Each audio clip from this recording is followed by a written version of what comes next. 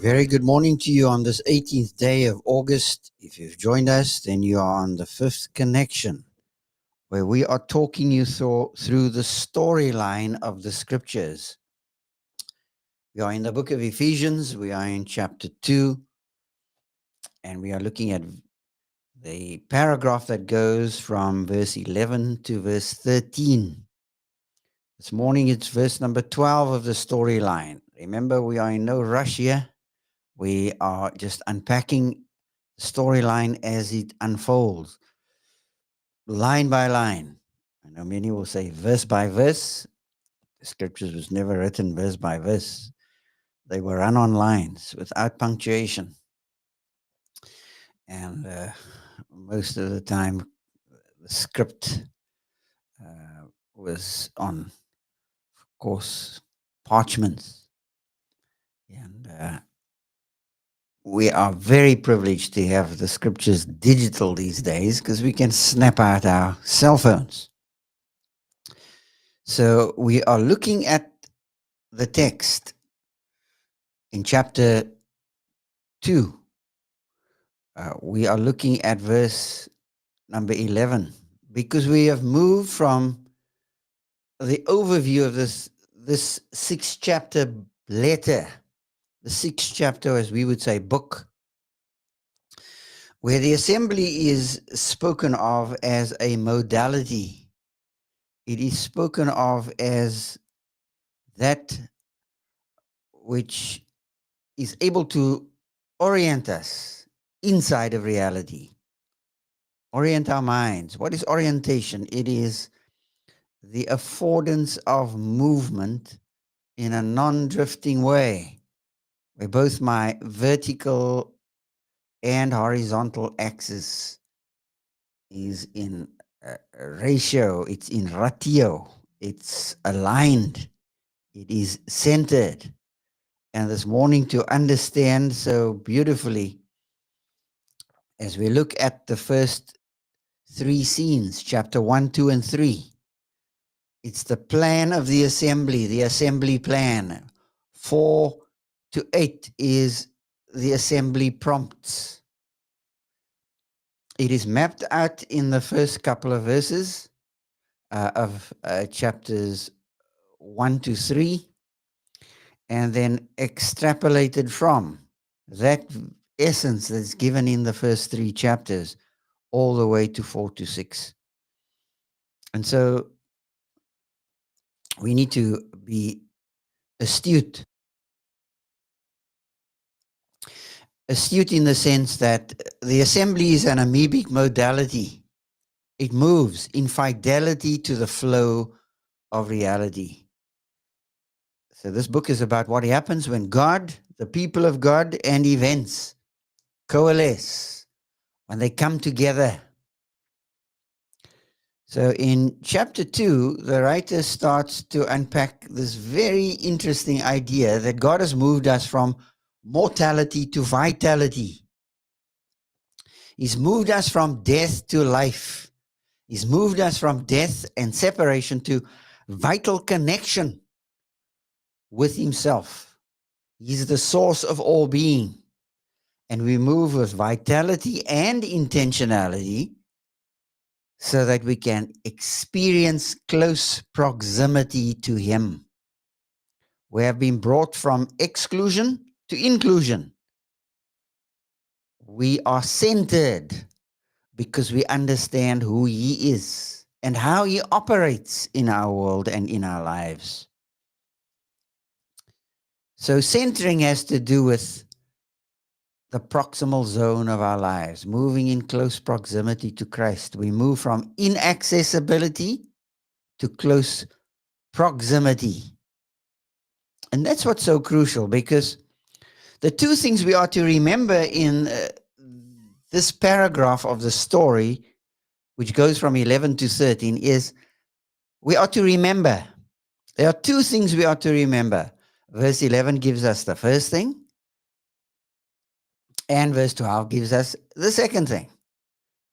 But these 2 verses really unpack an intensified remembering, an intensified recalling of where we were positioned once upon a time, at a time in the past. And so the question is, what memory is crucial in centering our lives? What memories are crucial for centering our lives, getting our lives centered? Well, we need to understand that there was a time, remember, verse 11, that at one time you Gentiles in the flesh, called the uncircumcision by what is called a circumcision, which is made in the flesh by hands. Remember what? That you were at that time separated from Christ. Verse 11 recalls the fact that you were Gentiles. We were outside of the family of Israel, were called Gentiles. We were the Goyim. Now, Jews viewed Gentiles as offscourings. If you watch in John chapter 4 how Jews responded to Samaritans, then you understand that Gentiles were even further removed from Samaritans, because Samaritans were half-breeds, right? They were an intermarriage between the Hebrew people and the Assyrians who were populating, who came into northern Israel, the northern kingdom, when the northern kingdom was taken into exile. What the rulers did was send their own people to go and populate those lands and people those pieces of real estate. So Samaritans came from the intermarriage between Hebrews and ancient peoples. Gentiles were considered those even further away. They were just nowhere to be found on the map of what God was doing with the people of Israel. So verse 12 says, remember that you were at that time separated from Christ. In other words, you are outsiders in relation to the appointed one. You are outsiders. You were disconnected from the sacred pattern of reality. God was doing something unique through Israel. They were the elect nation that he chose, listen now, that he chose for a significant and special purpose. The purpose was that Israel would be the channel for salvation. That didn't mean that they were all automatically saved, as we would say, from our frame of reference. But they were chosen to be a vehicle for salvation. Messiah would come from this particular channel called the Hebrew people. But for Gentiles, you were at that time separated from Christ. At that time is a reference to what time? Well, the time when you were unsaved, you were outside of Christ. You did not have a relationship with God. You were alienated, the text says, from the commonwealth of Israel. Now, there was a day when South Africa, the republic where I live, the Republic of South Africa was part of the Commonwealth, part of the British Commonwealth. My parents grew up in an era where you would sing God Save the Queen at 12 o'clock midnight if you were at the movies, for example, and the flag came up. You would sing God Save the Queen. Now, we used to joke as little boys.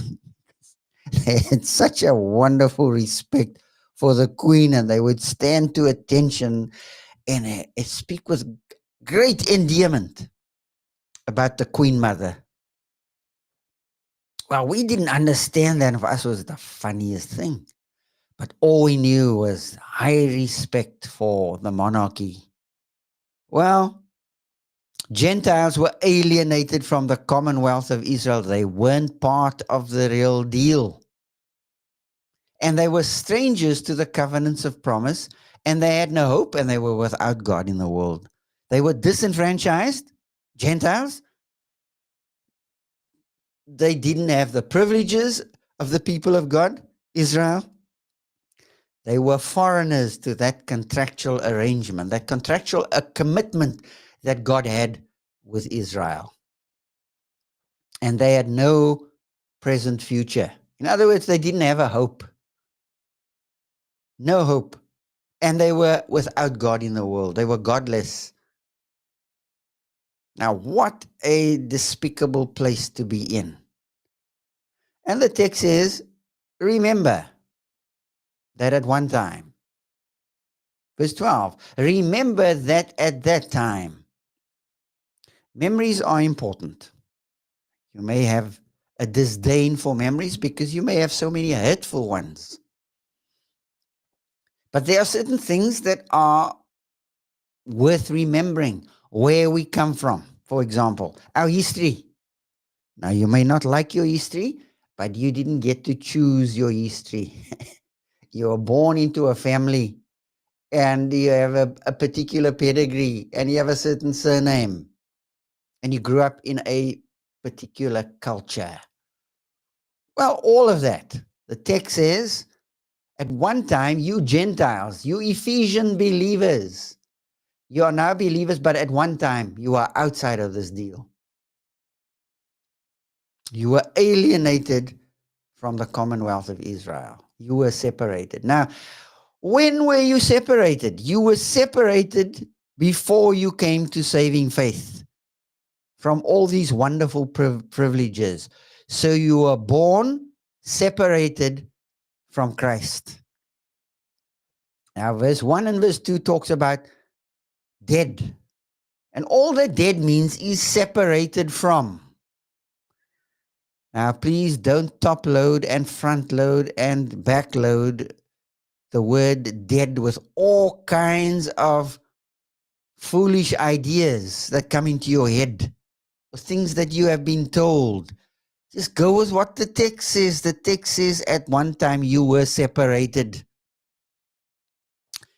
So you really have to do battle with this idea in 1 verse 4 of Ephesians, chapter 1 verse 4. If you say you were chosen in eternity past for salvation, then you have to answer the question, when were you then separated from Christ? If you were born separated from Christ, how can you say you were chosen in eternity past? Because when did you all of a sudden appear on the scene as being outside of Christ? Both Arminianism and Calvinism are two isms that move off of the premise that in eternity past God chose some for salvation. And very often it's double predestination, double damnation. God moved over others and passively just passed over those he didn't choose. Well, you have to really do battle with verse 12 of chapter 2 in relation to verse 4 of chapter 1. The text simply says we were chosen for a particular purpose, chosen to be holy and blameless before him in love. Now, without going into greater detail, what the text says here, you were separated at that time from Christ, from all the privileges that the Hebrew people had. Godless, contractless, voteless, without privileges, disenfranchised, because you were separated from God. There was no center to your life. You are outsiders in relation to the insiders. Insiders were the Jews. The outsiders were Gentiles. It's never a good feeling to feel like you're an outsider to something or to someone or to a group. It's a terrible feeling. But we need to understand that there's something that God wants us to remember. Remember that at one time you were this and such. But the very next verse is going to talk about a bright hope and a bright future and a bright inclusion, a bright proximity that you have to God and the people of God and the things of God. But before you get there, you need to understand who you were at one time. Now, often we don't like that. We don't want to remember where we come from. We live in denial to who we are. and about who we are. Well, before I trusted Christ, I was outside of the family of God, without hope, aliens to the commonwealth of Israel, separated from Christ, hopeless and godless. Now, that's a terrible note to end the storyline on, because it doesn't end there. It goes into verse number 13 that speaks of hope. And that's what we're going to look at in the next episode. But you will only appreciate that when you understand where you come from, where you have been, and where you are now as a believer. But if you are not a believer, you're not a follower of the way, then you need to let this sink in. The danger of what it means to be separated from Christ and to be alienated from him, because there is hope. But you're going to have to join us in the next episode, where the text is going to provide the ray of hope and the beauty for what it means and what it looks like to be part of the family of God, part of what Christ is doing in his world. But until then, you need to learn about who you are. As you go into this day, I trust that you will enjoy the day. Goodbye for now.